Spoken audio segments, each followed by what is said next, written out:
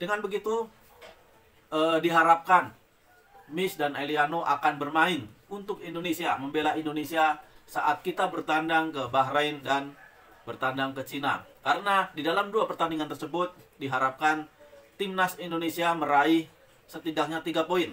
Syukur-syukur kita dapat meraih 6 poin. Dan peluang kita untuk mendapatkan posisi 2 sangat terbuka apabila kita dapatkan 6 poin. Kenapa kita berharap di situ? Ya karena secara matematis, secara kualitas pemain, dua negara tersebut adalah dua negara yang paling mungkin bisa kita kalahkan. Mau dilihat dari segi apapun, kecuali dari segi ranking. Dari segi ranking memang kita kalah, tetapi kalau dari segi kualitas pemain, nilai harga pemain, ya, pengalaman pemain, kita unggul di situ. Euforia supporter timnas Indonesia sangat besar sekali. Walaupun di samping itu ada beberapa oknum yang mempermasalahkan tentang adanya pemain keturunan atau pemain naturalisasi. Halo sobat Sport News Indonesia, kembali lagi di channel Sport News Indonesia. Ya, datang lagi kabar gembira dari persepak bolaan tanah air ya. Yang kali ini datang dari proses naturalisasi Miss Hilgers dan Eliano Renders. Ya, Miss dan Eliano kemarin proses naturalisasinya sudah disetujui oleh Komisi 3 DPR RI. Dan tadi malam Menteri Hukum dan Hak Asasi Manusia Menkumham Republik Indonesia Supratman Andi Adgas menyampaikan kalau proses pengambilan sumpah kedua pemain tersebut akan dilakukan di Belanda awal pekan depan. Ya, awal pekan depan mereka berdua akan diambil sumpahnya, yang berarti mereka akan resmi menjadi warga negara Republik Indonesia pada awal pekan depan. Dan mudah-mudahan nanti setelah itu proses perpindahan federasinya di FIFA dari KNVB ke PSSI lancar ya, sehingga awal Oktober 2024 sudah resmi pindah ke PSSI untuk federasinya. Dan dengan begitu diharapkan Miss dan Eliano akan bermain untuk Indonesia, membela Indonesia saat kita bertandang ke Bahrain dan bertandang ke Cina. Karena di dalam dua pertandingan tersebut diharapkan timnas Indonesia meraih setidaknya 3 poin. Syukur-syukur kita dapat meraih 6 poin. Dan peluang kita untuk mendapatkan posisi 2 sangat terbuka apabila kita dapatkan 6 poin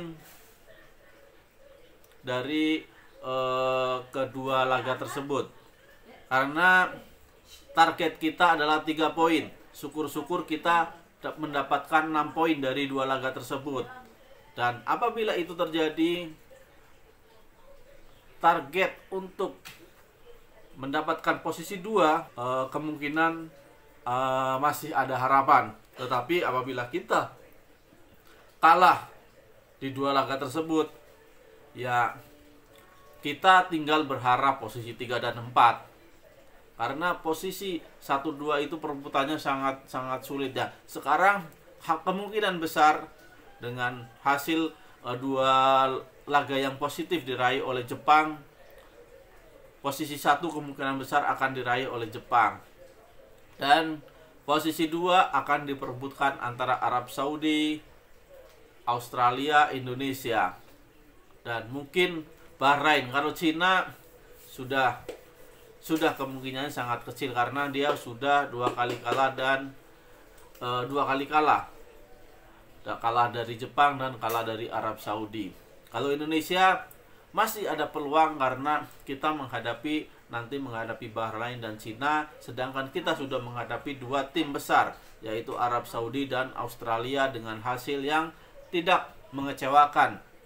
Ya, walaupun kita tidak meraih kemenangan, tetapi kita tidak kehilangan angka di situ.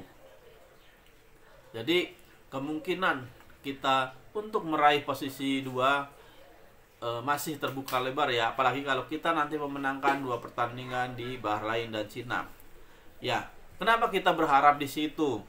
Ya, karena secara matematis, secara kualitas pemain, 2 negara tersebut adalah 2 negara yang paling mungkin bisa kita kalahkan.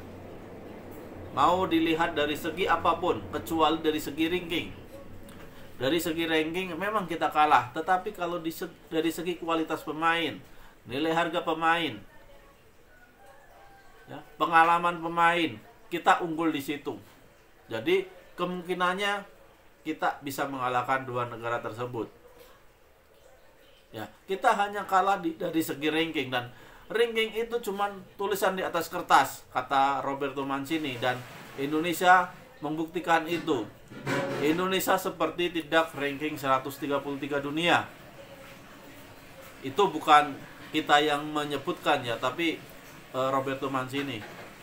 Jadi sebenarnya Indonesia itu sudah secara permainan ada di under 100. Hanya saja secara ranking, karena kita baru bertransformasi, baru mengarah ke yang lebih baik baru-baru ini ya, kita masih di posisi 133. Tetapi secara permainan kita tidak kalah dengan negara-negara yang berada di peringkat di bawah 100 dunia. Bahkan kemarin kita melawan Arab Saudi, kita bisa mengimbangi, yang merupakan peringkat ke-56 dunia ya, dan melawan Australia yang merupakan peringkat ke-24 dunia, kita bisa mengimbangi juga. Nah, nanti kita tunggu setelah pertandingan melawan Bahrain dan Cina. Mudah-mudahan itu nanti menjadi milik kita ya. 6 poin kita dapatkan di situ, dan kita menunggu-nunggu pertandingan melawan Jepang yang merupakan tim dengan peringkat tertinggi di Asia.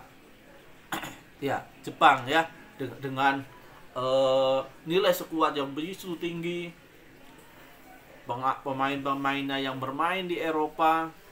Nah, kita bisa melihat nanti kualitas kita saat melawan Jepang. Tapi untuk jangka pendek kita fokus ke Bahrain dan Cina. Dan kita sudah lihat sendiri ya, euforia supporter timnas Indonesia sangat besar sekali. Walaupun di samping itu ada beberapa oknum yang mempermasalahkan tentang adanya pemain keturunan atau pemain naturalisasi. Tapi itu hanya oknum ya, oknum segelintir orang saja. Karena saya percaya mayoritas supporter timnas Indonesia, mayoritas masyarakat Indonesia mendukung proses naturalisasi demi kemajuan timnas Indonesia, demi mengharumkan bangsa Indonesia, demi mengangkat persepak bolaan Indonesia. Dan di lain itu ya, tugas PSSI seharusnya memang membuat kompetisi-kompetisi di level-level junior, sehingga akan mengangkat bibit-bibit muda lokal kita ya, bibit-bibit muda dari daerah-daerah pelosok Indonesia, dari perkotaan, perdesaan, pelosok, dari Aceh hingga Papua. Nanti akan muncul bibit-bibit pemain muda kita yang nanti akan menjadi regenerasi buat timnas yang sekarang.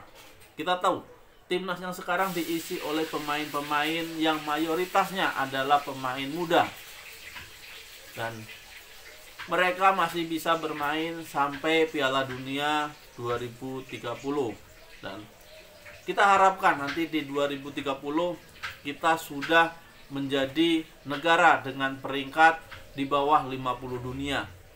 Dan itu bisa terjadi apabila Indonesia di 2026 lolos ke Piala Dunia. Dan itu bukannya hal yang mustahil ya. Saya katakan lagi, itu nggak mustahil. Walaupun sebelumnya banyak pengamat yang berlebihan ya, menganggap berlebihan kalau Indonesia lolos ke Piala Dunia 2026. Bahkan ada yang menganggap itu mustahil, dan menganggap orang-orang yang berharap timnas Indonesia lolos ke Piala Dunia 2026 itu adalah halu, bego, tolol gitu kan. Tapi itu dengan berjalannya waktu, apalagi sekarang Miss dan Eliano bergabung, mereka sudah terbuka. Oh, mereka nggak sampai pikirannya sampai ke situ. Mereka pikirannya cuma jangka pendek dulu itu. Jadi nggak nyampe kalau misalkan Indonesia sudah lolos ke babak ketiga, pasti banyak pemain-pemain yang ingin membela timnas Indonesia. Bahkan pemain yang dulunya menolak mentah-mentah gitu ya, seperti kiper inceran kita ya di Italia, yang dulu menolak mentah-mentah, bahkan kemarin melakukan klarifikasi, katanya itu dulu sebelum kepemimpinan Erick Thohir. Setelah kepemimpinan Erick Thohir, semua hal bisa mungkin, dan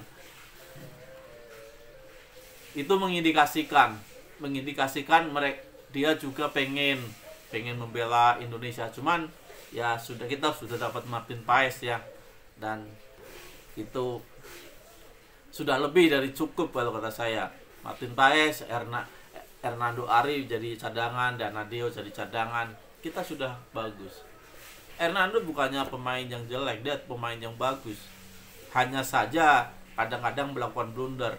Martin juga kemarin melakukan blunder, tapi untungnya Martin bisa menghandle tendangan penalti, sehingga blunder yang dia ciptakan menjadi sesuatu yang membanggakan buat kita semua. Oh, ternyata Martin Paes adalah pemain yang memang kita harapkan ya, pemain yang kita impi-impikan untuk mengisi pos penjaga gawang.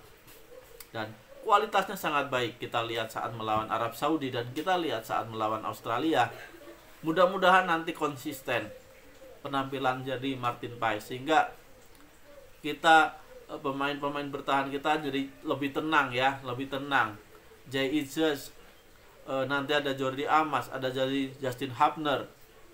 Mereka tenang dan berani menguasai permainan di belakang, naik ya, dari belakang ke tengah. Jadi bertahap, nggak panik saat menguasai bola di belakang. Dan itu sudah dibuktikan kemarin saat melawan Australia, mereka juga nggak panik. Dan mudah-mudahan ya, kembali lagi ke Mijan Eliano, semoga proses naturalisasinya lancar, dan nanti kita berharap mereka berdua bermain untuk Indonesia di Bahrain dan Cina. Dan saya yakin Indonesia akan meraih 3 poin di 2 laga tersebut, karena Indonesia bisa.